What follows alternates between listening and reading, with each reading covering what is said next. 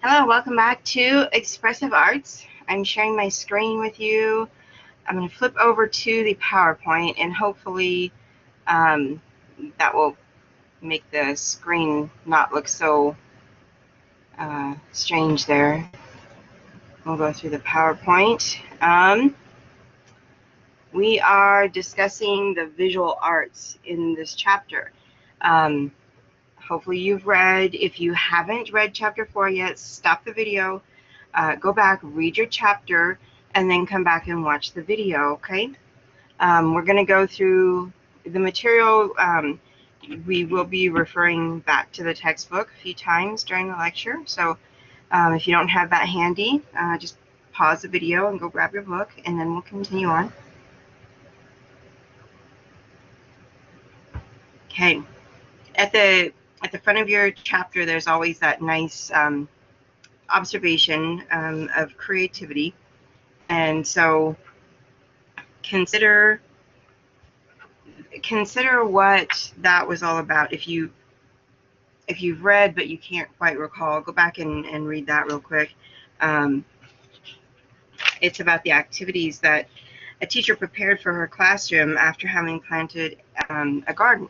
And so she did some really fun things, some really educational things, hands-on activities for children to participate in. She did some that could be small group activities, some that could be individual activities. So think about the things that particular teacher did in that instance. What are some of the things that you would add to that? What are some other activities that you can think of to expand that even further? And those of you who have your own classroom already probably have done some of these activities. And if you have, what are some things that went really well with that? What are some things that maybe could have used a little bit of improvement?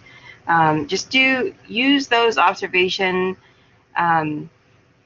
pieces in the front of each of your chapters as a reflection tool. Read through it and then think about your own experiences and what you've done that might have been similar, or what you would do in a similar situation. Okay. All right, some artistic terms. You do need to know these. You do need to use these with the children. They are not too young to start learning some of these terms. And of course, it depends on the individual child, what they're ready for. But you need to know them and understand them so that you can teach them when the children are ready, okay? You do have a lot of key terms for this chapter, but these are some that are specifically geared toward art, and so we're just going to go over these. Abstract. In visual arts, abstract generally refers to artwork emphasizing shapes, colors, lines, and texture over the subject matter. So it doesn't really matter what the painting is of. There's more of a focus on the shapes, the lines, the colors, and we see that when we look at abstract art for, adults. If we go to a gallery or something, we will see that. Think about ways that you could incorporate that into your classroom. What are some activities you could do with abstract art? Color. You do need to know the primary and secondary hues created by light and pigments. You do need to know which colors are primary, which colors are secondary, how to mix two different colors to get a specific secondary color. Okay, children need to be practicing mixing colors as well. Composition is the arrangement of the design in space. It's just what the piece is made up of, how it's designed and how it's put on the canvas or the paper or whatever you're using. Folk art. Folk art is pretty interesting. It's often self-taught. There's often cultural elements to folk art. We see folk art in quilts, in crochet, those type of Afghan type things. That's all considered folk art. There are you know, depending on where a person is from and what their culture is, there may be different types of folk art that you would see. Okay. And it is pretty interesting. If you want to learn a little bit more about folk art, just do some research. You can just Google it and tons of things will come up. Form, the three-dimensional quality, which includes height, width, and depth. Line is the vertical, horizontal, diagonal, or curved marks often made with a tool, and we see children making lines on their paper. Pattern, the repeat of design, lines or shapes in the artwork. It's really interesting to try to incorporate some work with patterning with young children.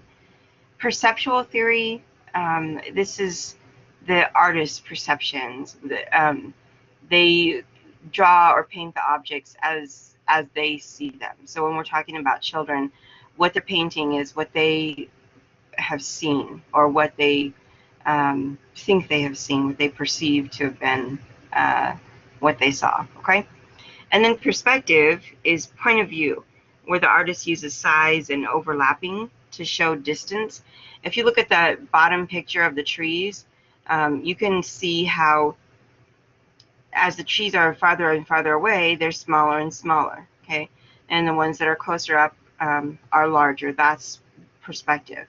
In the drawing on the top, this is a cityscape, and it's, you see how the road gets narrow and narrow the farther away it goes from you. See how the buildings get kind of smaller and smaller as they go. You can definitely tell some buildings are larger than others, taller, fatter, wider, things like that. Okay, so that's what we are talking about when we use the term perspective. Not all preschoolers are going to be ready to draw in perspective. Some older preschoolers might start that, but it would be very vague. Usually we see this with in elementary, okay? And then shape is the configuration, the contours, or the outline. And you see that in the street there, in the buildings, you see the shape, how they're very, very straight and squared off, okay? So those are some terms that you really need to know and remember. Theories that are related to art, visual arts, okay? The constructivist theory of art development. Constructivists believe that children have they have this fundamental knowledge, and they build on that. So when they're infants and toddlers, they're gaining that fundamental knowledge. They are learning through their senses and through their movements and exploration of the environment. And then as they get older, they build on what they know from what they learned previously. Okay. Art is a way of expressing feelings. There's been a lot of study on that. There's some therapists will use art as a type of art therapy. Social development, definitely, if you have paired projects or small group projects, that's definitely a way to help children with their social development, their conversational skills, their problem solving skills, things like that. Physical development, painting, art, drawing, you know, any of those visual arts help with both large and small motor skills. Consider the difference when a child paints on a paper that's on a table, flat out, versus painting or drawing on an easel where the paper is vertical, or if it's a paper like on the example in the observation where the teacher put a large piece of butcher paper on the wall. Okay, that would be a vertical example. Children are going to use different muscles depending on how they're painting, whether it's laid out flat or whether it's on something. The different sizes of paintbrush, the different types of things that they're using to paint with. As children develop more small motor skills, they will use finer movements. They'll use their fingers more, their wrist more, versus those large arm movements. But also it depends on the size of the piece that they're creating. Okay. Consider the difference in giving them a piece of printer size paper on a table inside the classroom, and then going outside and giving them a container of chalk to do some sidewalk chalk. Consider how different their movements would be based on the size of the art that they're working on. Okay. Sensory learning, absolutely. Visual perception, left brain, right brain. Your book covers these just briefly, but it's really interesting to look at that. So if you've never studied that left brain, right brain before, make sure you take a little bit of time and review that in your textbook if you're not remembering that from when you read. Multiple intelligence, that spatial intelligence comes into play. Kind of what we looked at with the perceptual theory, the line, the pattern, all of those types of things kind of come into play with that. And the use of theories, why do we care about the theories? Because they help us to understand child development better. When we look at those different theories, we can see, we can compare what we're learning about the theories to what we've observed in the classroom with children, and really begin to understand why they do some of the things that they do based on their development. Okay. All right, so we have Rhonda Kellogg's Stages of Scribbles.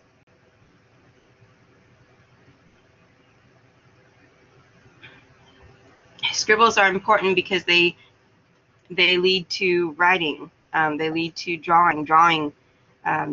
Children typically draw before they write, and there's steps here. So these are interesting. Next time you're in the classroom and you're working with children, kind of pay attention to what types of or what stage of writing they're doing, okay, or drawing.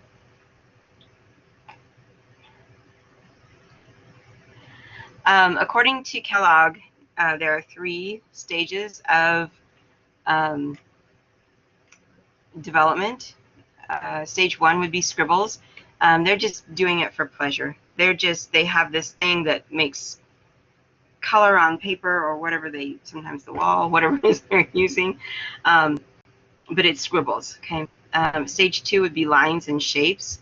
They're getting some symbols in there, but they're still doing it for pleasure. That makes them happy to do that. And then stage 3 would be semi-representational. These are meaningful. The symbols represent the real world. Even if we're not sure what the image is, they know what they've drawn and they can tell us about it.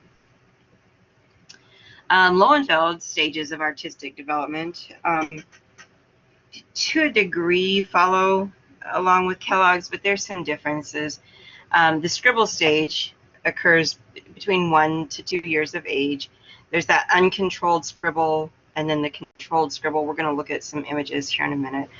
And then we have the basic form stage, which is 3 to 4, and that's just a typically developing child, right? Every child is different, and some may develop their artistic skills a little sooner, a little more easily than others. Then we have the pre-schematic stage, which is preschoolers, 4 to 7, preschoolers, kindergartners. And then we have schematic stage, approximately 7 to 9 years, so 2nd, 3rd, early 4th grade, and then beginning realism we see with older children. We typically don't discuss children in early childhood that are past the age of 8 or 9, so we don't really get into that beginning realism much in early childhood. Here are 2 examples of uncontrolled scribble stage. You can tell they're just moving their arms, they're moving their hands, they might be moving their, bending their elbow a little bit, but it's really uncontrolled. There's not really a purpose to it. They're scribbling for pure pleasure. Then we have controlled scribble stage. This, you can tell they're starting to want to have their picture have meaning. Okay, you can definitely see the control in that circular pattern, but you can also see it over here in these.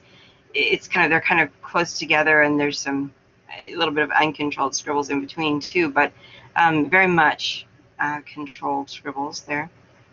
Basic form stage, you can tell these are something. I don't know what they are, I can't tell, but the child who drew this sure had an idea what they were. They might be anything. They might be images, little pictures, they might be words, they might be letters. It's hard to tell, but the child who did it knew. Same with the image on the right hand side of the screen. It's pretty clear that there's meaning. There's some controlled and maybe even some uncontrolled scribbling there as well, but there's definitely some basic forms being created in that piece as well. All right, pre-schematic stage. There's bodies. A person, you can draw a person with a head, with a body, like the torso part, the legs, arms, hands, sometimes fingers, not always 5, but not always any. Sometimes you get the face on there with the eyes, the nose, the mouth, sometimes hair, sometimes it depends on the child, but they can start adding more and more detail to their images. Then we have the schematic stage, where it's clear, it's very clear what these images are meant to be. There's a lot of detail. The children, it's not realistic yet, but it's getting there, right? Beginning realism. This is a 10-year-old child. Oh, I got this from an article. I think she's 10 years. She's doing the realistic drawings, and you can see that with the hair. But look at it's kind of faint, but look at the ears, look at the nose. Very realistic drawing for a young child there. Okay. All right, we have Schirmacher stages. Manipulating the media, scribbling and mark making. This happens 1 to 2 years of age. Children at this age, should be offered opportunities to do some finger painting. There's toxic-free finger painting. You can finger paint with pudding, things like that. There's all kinds of things you can do with the younger ones, but definitely they need to be beginning at least to have some opportunities to manipulate different types of media, crayons, markers, things like that. Then you have making shapes, outlines, designs, and symbols that have personal meaning. These are typically ages 2 to 4. These are the types of drawings where we may not know what it is, but the child does. They can tell us what their picture is all about. And then pictorial art that's becoming recognizable to others is, those images that we can tell what it is. And then realistic art. And you see the difference in the ages with this theory, 5 to 8 with realistic art. So they're not looking at that realistic like the last picture that we saw, but more just you can definitely tell what it is, and it looks, if they drew a dog, it looks like a dog rather than a 4-legged animal of some kind. You can tell that it's a dog and not a cat. Okay. Standards. We always want to look at standards, especially when we're considering assessment, right? We have national standards, state standards, program teacher standards. National standards would be like from NAEYC, does NAEYC standards. State standards, education is still state-run for the most part, and so we have standards from the state. We have program standards. Depending on what program we work for, there are certain things we have to do. They may require us to use a particular curriculum, or they may require us to do, they may have policies and procedures we have to follow for different things. And then we have the teacher standards. Whether we are the classroom teacher or whether we're the assistant teachers, it's our standards as educators that we're putting in. We want to do the very best that we can for all of the children we're working with, and so there are certain standards that we have. One of my standards was always, if you're going to write something on the notice board, or post something on the bulletin board, it should be error-free.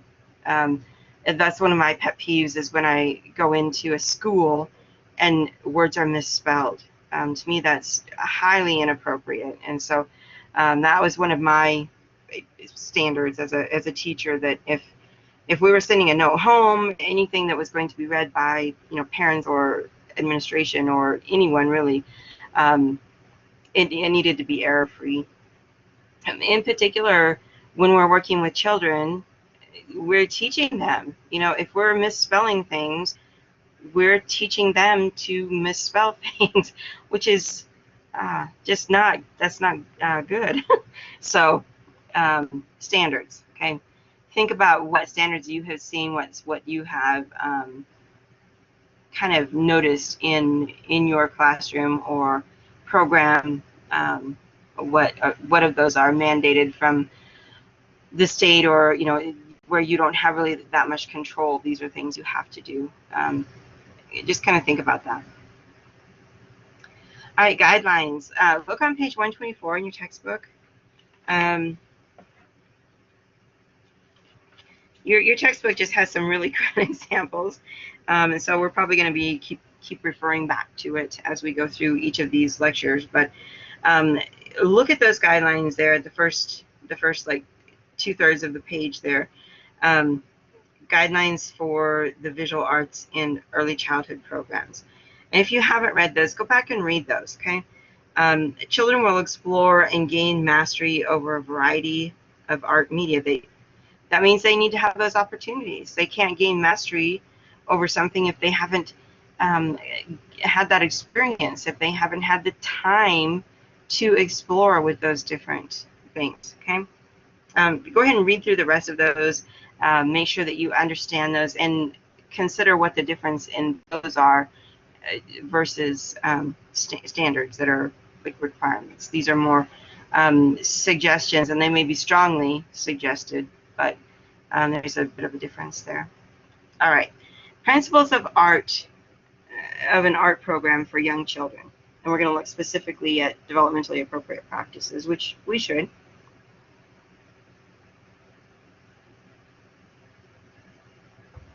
All right.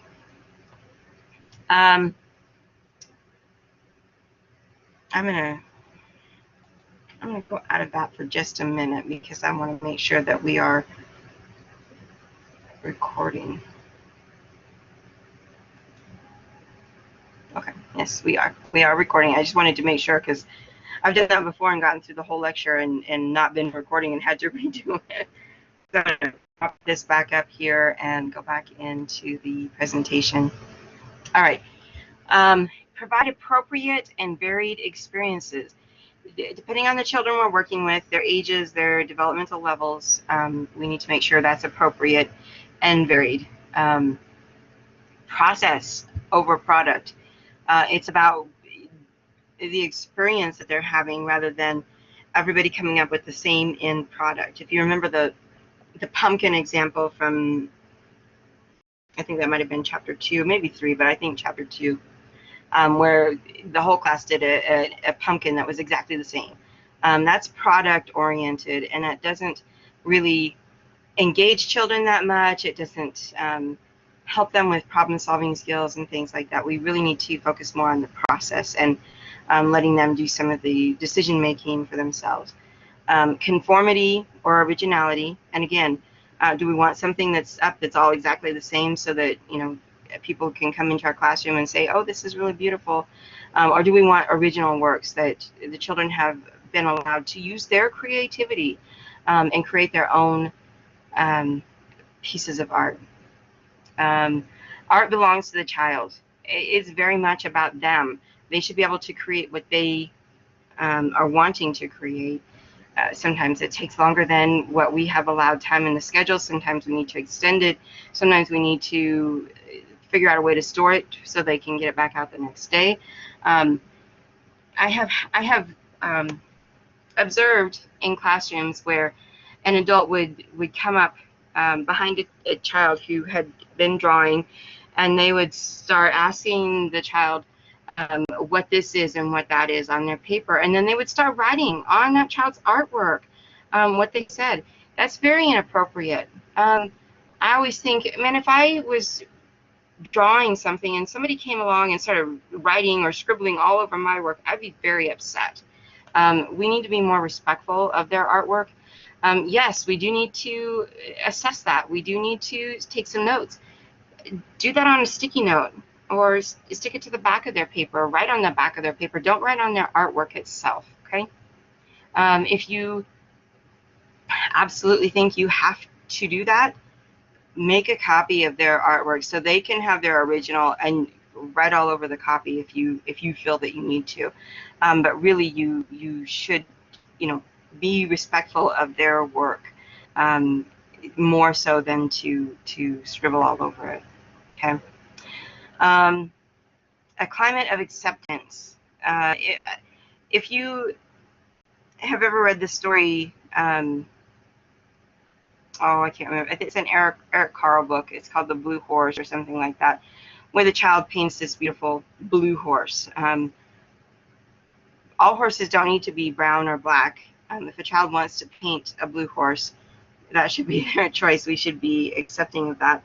It's all about taking risks, those appropriate risks, putting themselves out there, being creative, and then we need to be accepting of that and making sure that the other children, even though this picture or sculpture or whatever the child has done, other children may not like it, they may not think it's great, but they still need to be respectful of it. Okay.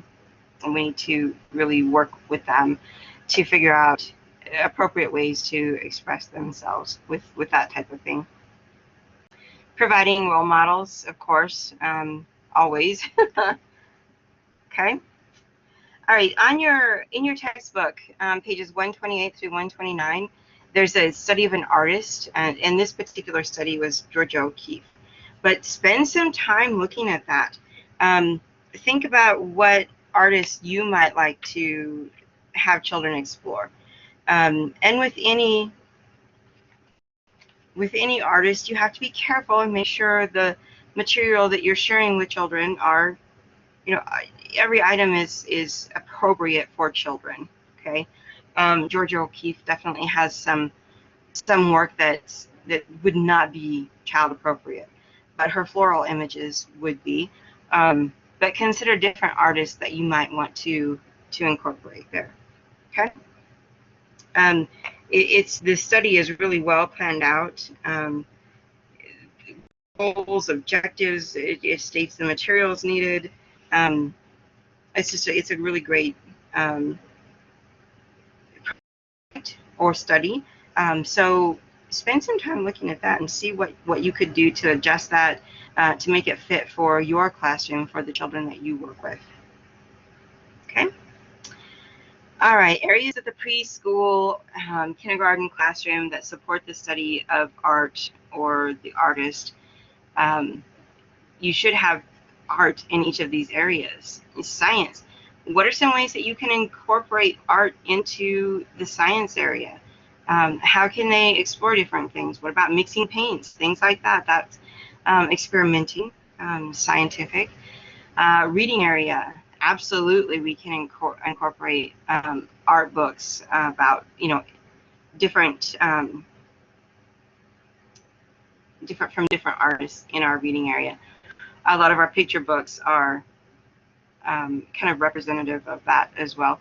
Writing center, kind of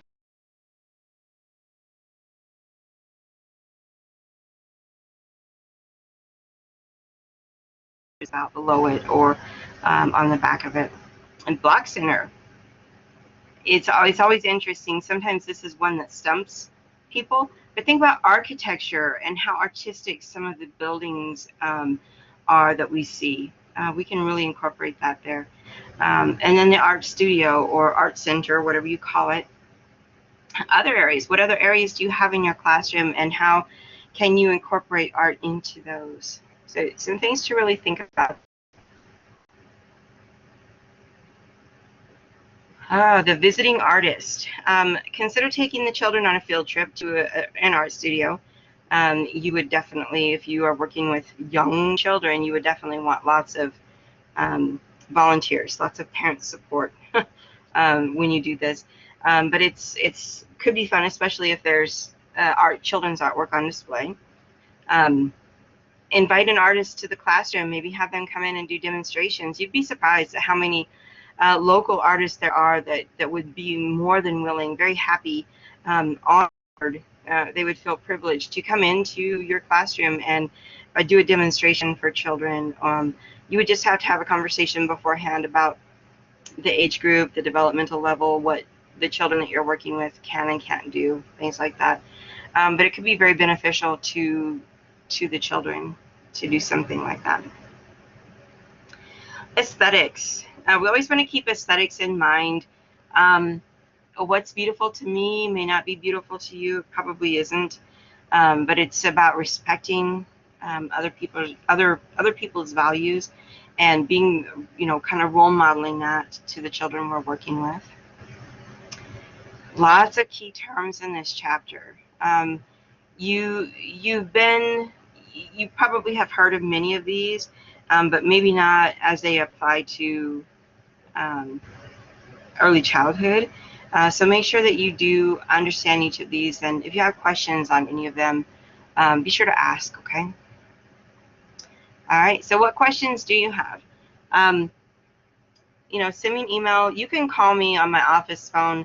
I don't check that just a couple of times a week, but definitely if you email me, I get my email on my phone, so I'll see it there. Or you can email me in the class in Blackboard.